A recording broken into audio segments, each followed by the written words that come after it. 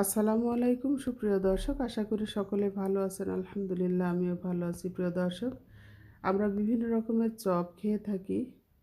আলুর চপ, বেগুনের চপ, মাংসের চপ। তবে আজকে আমি আপনাদেরকে একটা ফুলের চপ তৈরি করে দেখাবো। এত বেশি মজা এবং দীর্ঘ সময় মুচমুচে থাকে, আর ভাজা পোড়া আমরা সবসময় মুচমুচেটাই পছন্দ করি। তো চলুন কি ফুল আগে দেখিয়ে দেই। প্রিয় দর্শক, এই যে এটা মিষ্টি কুমড়ার ফুল। এই ফুল দিয়ে এত সুন্দর চপ তৈরি হয়, হয়তো আমরা অনেকেই জানি, আবার অনেকে জানি না, আবার অনেকে জানলেও ভাজার পদ্ধতিটা এক একজনের এক এক রকমের হয়। তো আমি আজকে দেখাবো আমি কিভাবে এই চপটা তৈরি করে থাকি। প্রিয় দর্শক, আমি ফুলটা কেটে এভাবে পরিষ্কার করে নিয়েছি, দেখতেই পাচ্ছেন। তো এখন এক সাইড করে রেখে আমি একটা বেটার রেডি করে নেব। এখানে নিয়েছি আমি চালের গুঁড়া, হাফ কাপ পরিমাণ চালের গুঁড়া নিয়েছি। এখন মশলা অ্যাড করে দিচ্ছি। জিরের গুঁড়া 1 চা চামচ, লাল মরিচের গুঁড়া 1 চা চামচ, লবণ পরিমাণ মতো, হাফ চা চামচ হলুদের গুঁড়া দেব। দিয়ে এখন পানি দিয়ে একটা বেটার রেডি করে নেব। এখন এখানে আমি 1 টেবিল চামচ পরিমাণ দিয়ে দেব বেসন।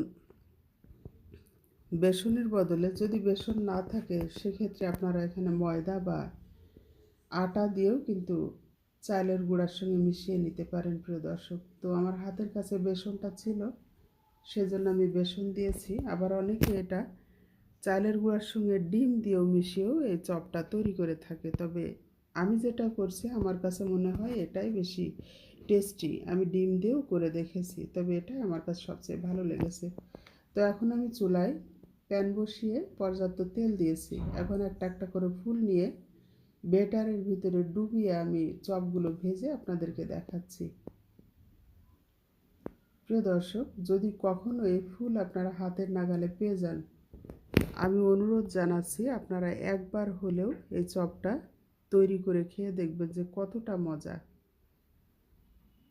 অনেক বেশি টেস্টি, অনেক বেশি মজা। পার্সোনালি আমি খুবই পছন্দ করি এই চপ। তো ভাজতে ভাজতে আমি কয়েকটা খেয়ে নিয়েছি, এত ভালো লাগে আমার কাছে। আর যেহেতু পর্যাপ্ত চালের গুঁড়া দিয়ে এই চপটা তৈরি হয়, তাই দীর্ঘ সময় মুচমুচে থাকে। আমি আরও একটা ব্যাচ আপনাদেরকে ভেজে দেখাচ্ছি। প্রিয় দর্শক, অনেক টেস্টি, খুব বেশি খরচও না, আবার খুব বেশি যে কষ্টের কাজ সেটাও না। কাজেই এত সুস্বাদু একটা খাবার আপনারা অবশ্যই হাতের কাছে পেলে একটু ট্রাই করে দেখবেন যে কতটা মজা। প্রিয় দর্শক, আমি আবারও তেল ঝরিয়ে উঠিয়ে নিচ্ছি। এটা গরম গরম ভাতের সঙ্গেও ভালো লাগে, আবার বিকেলের নাস্তা হিসেবেও আপনারা পরিবেশন করতে পারেন। সবাই দেখবেন পছন্দ করবে। তো আমি সবগুলো তেল ঝরিয়ে উঠিয়ে নিচ্ছি। যে আমার ভাজা কমপ্লিট হয়ে গেছে। প্রিয় দর্শক, দেখুন, দেখতে কালারটা কিন্তু অসাধারণ দেখাচ্ছে, খেতেও অনেক বেশি মজার ছিল।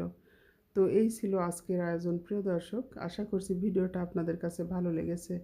যদি ভালো লেগে থাকে তাহলে একটা লাইক দিবেন এবং একটু বেশি বেশি করে শেয়ার করে অন্যদেরকে দেখার সুযোগ করে দিবেন। আবারও হাজির হয়ে যাব নতুন কোনো ভিডিও নিয়ে। সে পর্যন্ত সবাই ভালো থাকবেন, সুস্থ থাকবেন। সবার সুন্দর এবং সুস্থ জীবন কামনা করে শেষ করছি। আল্লাহ হাফেজ।